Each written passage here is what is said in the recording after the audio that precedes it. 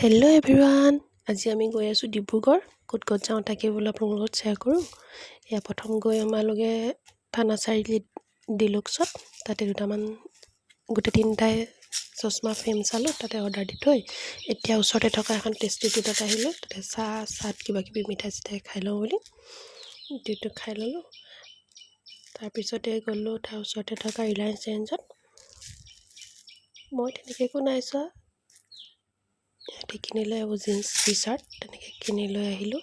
এতিয়া লৈ আহিছে মিৰ্জত, ডিব্ৰুগড়ত আছে। খুব ফটো ভিডিঅ' দেখি আছিলোঁ, তাকে বোলো চাই যাওঁ এপাক কেনেকুৱানো। ৰাতি দেৰিয়ে হ'ল, আমাৰ 9-10 বাজিব হৈ গ'ল। এপাক সোমাই যাওঁ বুলি ভাবিলোঁ। ধুনীয়া লাগিলে, বৰ ধুনীয়াকৈ বনাইছে, বহুত ডাঙৰ এৰিয়া। সকলো আহিছে, প্ৰায় মানুহ আহি শেষেই হ'ল চাগে।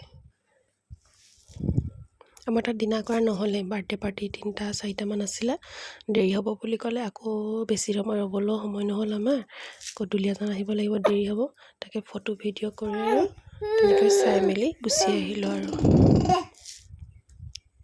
সৰু ল'ৰা ছোৱালীৰ কাৰণে খেলিবলৈ মেলিবলৈ ধুনীয়াকৈ আছে। যাব লাগিব আকৌ এদিন পিছত। থেংক ইউ ফৰ ৱাচিং, বাই বাই।